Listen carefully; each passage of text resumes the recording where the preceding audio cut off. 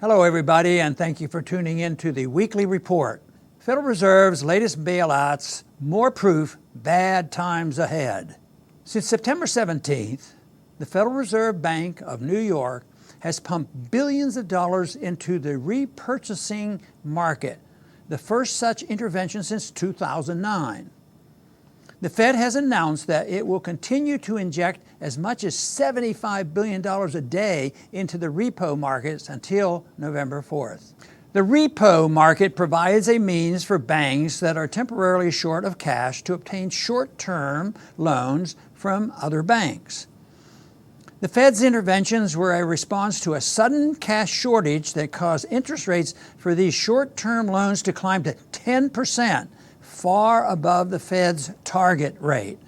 One of the factors blamed for the repo market's cash shortage is the Federal Reserve's sale of assets it acquired via the quantitative easing programs. Since launching its effort to unwind its balance sheet, the Fed has reduced its holdings by over $700 billion. This seems like a large amount, but given the Fed's balance sheet, this was over $4 trillion. The Fed only reduced its holdings by approximately 18%. If such a relatively small reduction in the Fed's assets contributed to the cash shortage in the repo market, causing a panicked Fed to pump billions of dollars into the market, it is unlikely the Fed will be continuing selling assets and normalizing its balance sheet. Another factor contributing to the repo market's cash shortage was a major sale of U.S. Treasury securities. Sales of government securities leave less capital available for the private sector investments, increasing interest rates. This crowding out effect provides one more justification for the Federal Reserve to pump more money into the markets. The crowding out effect is just one way federal debt increases pressure on the Fed to keep interest rates low. Increasing federal debt increases pressure on the Fed to maintain low interest rates to keep the federal government's interest payments from reaching unsustainable levels.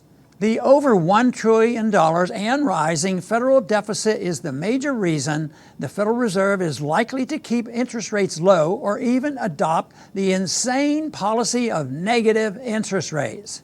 The American people are not even allowed to know what banks benefited from the Fed's intervention in the repo market or what plans the Fed is making for future bailouts, even though the people will pay for those bailouts either through increased taxes, debt, or the Federal Reserve's hidden inflation tax when the next crash comes.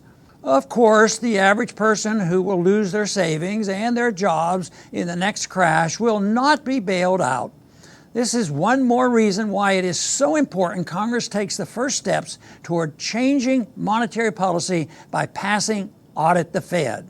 The need for the Fed to shove billions of dollars into the repo market to keep that market's interest rates near the Fed's target shows the Fed is losing its power to control the price of money. The next crash will likely lead to the end of the fiat monetary system, along with the entire welfare warfare state. Those of us who understand the Fed is the cause of, not the solution to, our problems must redouble our efforts to educate our fellow citizens on sound economics and the ideas of liberty. This way, we can create the critical mass necessary to force Congress to cut spending, repeal the legal tender laws to create a free market in money, and audit the Fed and then end the Fed. Thanks for listening.